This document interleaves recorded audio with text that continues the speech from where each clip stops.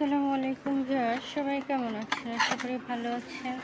তো আজকে ছাদ বাগানে কাজ করছি, শীতের বাগানের জন্য রেডি করছি। মাটি এগুলো পরিষ্কার করে দিচ্ছি লোক দিয়ে। নিজেও মাঝে মাঝে কিছু কিছু করি, আর কিছু কাজ লোক দিয়ে করতে হয়। গাছ সরিয়ে দিয়েছি সব।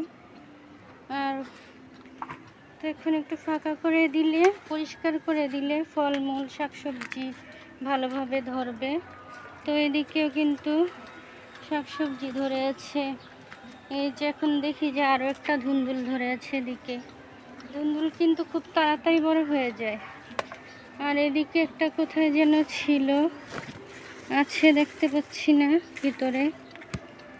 আর এদিকে তো বেগুন ধরে আছে গাছে, বড়ই গাছ। এই যে একটা গুল সফেদা, একটা আছে লম্বা সফেদা। এই যে কি সুন্দর সাজনা শাক হয়েছে পাতা খাওয়ার জন্য।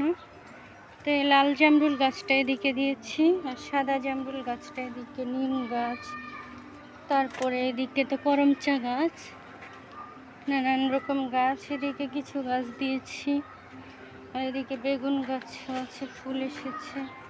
আমরা গাছটা এদিকে দিয়েছি, ডালিম গাছ, লেবু গাছগুলো এদিকে দিয়ে দিচ্ছি আপাতত, পরে ঠিক করে দিব। আর ফুল গাছ সব এক সাইড করে দিয়েছি, আঙুর গাছ সব, ডালিম গাছ। তাই কাজগুলো করে এগিয়ে রাখলে কিন্তু খুব ভালো। এখন শুধু বৃষ্টি কমলে বীজ বসিয়ে দিব, আর নতুন নতুন সবজি হবে। আম গাছ, নানান রকম গাছ এই সাইডে দিয়ে দিয়েছি, আর ওই সাইডে কলা গাছটা দিয়ে দিয়েছি। তো অনেক গাছপালা, এগুলো সামলানো তো কঠিন। তো ঠিকভাবে যত্ন পরিচর্যা করলে কিন্তু ফলমূল শাকসবজি পাওয়া যায়। আর এদিকে কাগজি লেবু, আর এই যে আতা ফলের গাছ, কামরাঙ্গা গাছ এদিকে, এদিকে যে ঢেঁড়স, তারপরে এদিকেও এই যে অনেক ফুল এসেছে গাছের, ধুন্দুল ধরবে। এদিকে বিলম্ব গাছটা দিয়ে দিয়েছি, আর থাই পেয়ারা গাছটা দিয়েছি। তারও গুছাতে হবে, আপাতত পরিষ্কারের কাজ শেষ হোক, তারপরে বাকি কাজগুলো করব। তো ভালো লাগলে সাবস্ক্রাইব করে পাশে থাকবেন।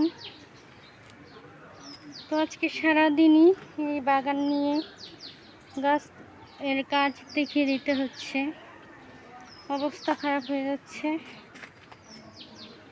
তো